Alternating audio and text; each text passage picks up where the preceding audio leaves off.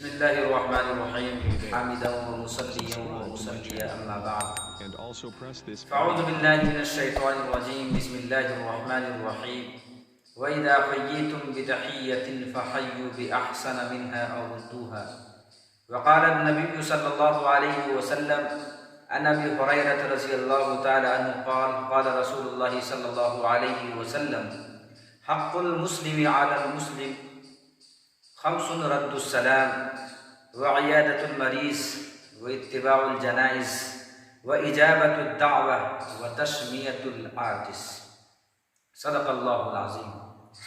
میرے محترم بزرگوں نوجوان ساتھیوں، محترم ناظرین کرام، ابھی میں نے قرآن کریم کی ایک آیت تلاوت کی ہے اور ایک حدیث پڑھی ہے جس کے راوی حضرت ابو ہریرہ رضی اللہ تعالیٰ عنہ ہے، رواہ البخاری مسلم۔ اس حدیث میں اللہ کے نبی صلی اللہ علیہ وسلم نے مسلمان کے 5 پسندیدہ حقوق ہیں، اس حقوق کا تذکرہ فرمایا جس حقوق سے ہم اور آپ لاپرواہی برتتے ہیں اور غافل ہیں۔ سب سے پہلے نمبر پر بتایا حق المسلمی علی المسلم، ایک مسلمان پر مسلمان کا 5 پسندیدہ حق ہے۔ سب سے پہلے نمبر پر جو حق ہے وہ ہے رد السلام، یعنی سلام کا جواب دینا۔ اگر کوئی شخص سے ملاقات ہو مسلمان بھائی سے، بندہ مومن سے، اگر وہ سلام کرے تو ہم لوگوں کو ہونا چاہیے کہ خندہ پیشانی سے حساس بشاس کے ساتھ بہترین انداز میں ہم ان کا جواب دیں۔ لیکن ہوتا یہ ہے کہ بغض و عناد اور تکبر و کبریا کی وجہ سے انسان جواب دینے سے قاصر اور مجبور ہے۔ میں نے قرآن کریم کی ایک آیت تلاوت کی ہے، اللہ تبارک و تعالیٰ نے اس آیت کے اندر فرمایا وَإِذَا حُيِّيتُم بِتَحِيَّةٍ فَحَيُّوا بِأَحْسَنَ مِنْهَا أَوْ رُدُّوهَا، یعنی کہ جب تمہیں کوئی سلام کرے تو بِأَحْسَنَ مِنْهَا أَوْ رُدُّوهَا، تو تم بہترین انداز میں اسے جواب دو تاکہ اس کا دل شکنی نہ ہو اور اسے ناگوار پیش نہ آئے، اس لیے کہ شریعت مطہرہ ایک بہترین شریعت کا نام ہے، ایک بہترین آئیڈیل اور نمونہ کا نام ہے۔ اور حدیث میں اللہ کے نبی صلی اللہ علیہ وسلم نے فرمایا بادئوا بالسلام بریء من الکبر، کہ اگر کوئی انسان سلام میں پہل کرتا ہے تو اللہ کے نبی صلی اللہ علیہ وسلم نے فرمایا کہ وہ شخص تکبر اور کبر سے وہ شخص بری ہوتا ہے۔ اندازہ لگائیے آج ہوا ایک ایسی فضا چل چکی ہے، آج اگر مال و دولت اگر میرے پاس تھوڑی آ جائے، ہم کا مالک بن بیٹھے ہیں، ہم کل غربت میں زندگی گزار رہے تھے، اللہ تبارک و تعالیٰ نے آج ہمیں ہر ساری چیزوں سے لیس اور نعمت عطا فرمایا ہے۔ آج ہر انسان فرعون بنا بیٹھا ہے، ہر انسان کے ذہن اور دل و دماغ میں یہ بات راسخ ہو چکی ہے کہ ہمیں لوگ سلام کریں، ہم کسی کا سلام نہ کریں۔ اللہ کے نبی صلی اللہ علیہ وسلم نے اس حدیث کے اندر صاف واضح اور کلیئر کر دیا جو حقیقت ایک بندے مومن کی پہچان ہے، جو حق ہے۔ اللہ کے نبی صلی اللہ علیہ وسلم نے فرمایا کہ جو شخص سلام میں پہل کرے گا وہ کبر سے گھمنڈ سے بری ہوگا۔ تو یہ مسلمان کا حق ہے۔ اللہ تعالی ہم لوگوں کو ان حقوق کی پاسداری اور لحاظ عطا فرمائے۔ دوسرے نمبر پر ہے وعیادۃ المریض، کہ جب کوئی مسلمان بھائی بیمار ہو تو اس کی عیادت کے لیے جائے، دیکھ بھال کے لیے جائے، اس کی حال چال پوچھنے کے لیے جائے کہ کیا حال ہے، کس طرح بیمار ہے۔ یہ ایک مسلمان کا مسلمان پر حق ہے۔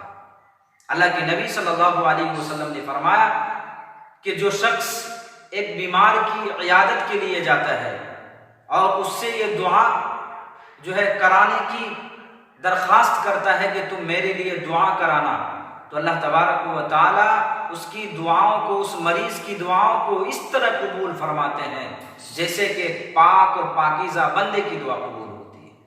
تو معلوم چلا بیمار کی کتنی بڑی فضیلت ہے، لیکن آج انسان اسی کی عیادت کے لیے جاتا ہے جس سے اس کا تعلق ہو، لگاؤ ہو۔ ہمارے محلے میں، پڑوسی میں اگر کوئی کمزور، لاغر، مجبور آدمی شانی کی عالم میں مبتلا ہے، بیمار ہے، تو آج اس سے کوئی عیادت کے لیے نہیں جاتا۔ اللہ کے نبی صلی اللہ علیہ وسلم نے اس کی فضیلت بتلائی اور فرمایا من عاد مریضا لم یزل فی غرفۃ الجنہ حتی یرجع، کہ جو شخص کسی مریض کی عیادت کے لیے جاتا ہے اور اس کے واپس لوٹنے تک مسلسل ریگولر وہ جنت میں داخل ہوتا ہے، حتی یرجع، یہاں تک کہ وہ واپس لوٹ جائے۔ اندازہ لگائیے کہ کتنی بڑی فضیلت اللہ کے نبی صلی اللہ علیہ وسلم نے اس حدیث کے اندر فرمائی ہے۔ تیسرے نمبر پر آتا ہے وَاتِّبَاعُ الْجَنَائِزِ، کہ جنازے کی اتباع کرنا۔ اگر ہمارے محلے میں کوئی آدمی انتقال کر جاتا ہے تو ہم اس کے جنازے کی نماز پڑھنے کے لیے جانا، ہم اس کی نماز جنازہ پڑھنا، یہ ضرور ہم اور آپ واقف ہے کہ محلے میں سے اگر کوئی ایک آدمی نماز جنازہ پڑھ لیتا ہے تو سب کے ذمے سے ساقط ہو جاتا ہے۔ یہ بالکل صحیح ہے، اس میں کوئی گنجائش کی بات نہیں، لیکن حق تو ہے ایک مومن کا۔ آج انسان اسی کا نماز جنازہ پڑھتا ہے جس سے اس کا لگاؤ اور تعلق ہو، ریلیشن شپ ہو، دوستی یاری ہو، رشتہ داری ہو، جان و پہچان اور آئیڈینٹی کا معاملہ ہو۔ آج انسان رفتہ رفتہ قرآن و حدیث کے ایسے اسٹیپ سے، ایسی آیت سے، ایسے حدیث سے اپنے آپ کو دریگ اور پسے پشت کر رکھا۔ آج ضروری ہے کہ ہمارے محلے میں، ہمارے گاؤں میں کسی کا بھی انتقال ہو، یہ ہمارے اوپر ایک مومن کا حق ہے کہ ہم اس کی نماز جنازہ پڑھنے کے لیے جائیں۔ چوتھے نمبر پر ہے وَإِجَابَةُ الدَّعْوَةِ، ہمیں وہ دعوت دے رہا ہے تو ہم اس کی دعوت کو قبول کریں۔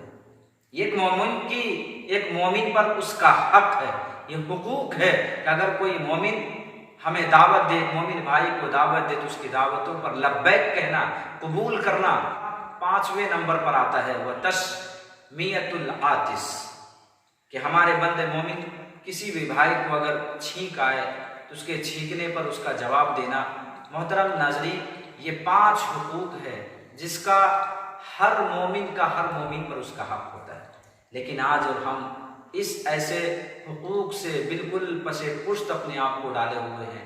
ضروری ہے کہ ایسے ایسے آیات کو، ایسے حدیث پر عمل کرے، سلاموں کو عام کرے، اپنے آپ کو، اپنے دلوں کو بغض سے، حسد سے، کینہ سے، ریاکاری سے، دکھلاوا سے، اپنے آپ کو بڑاپن ہونے سے ہم اپنے آپ کو بچائے اور اپنی زندگی شریعت مطہرہ پر عمل کرنے کی، گزارنے کی کوشش کرے۔ اللہ تعالی ہم لوگوں کو انہی چند باتوں پر عمل کی توفیق عنایت فرمائے۔ آمین۔ وآخر دعوانا ان الحمد للہ رب العالمین۔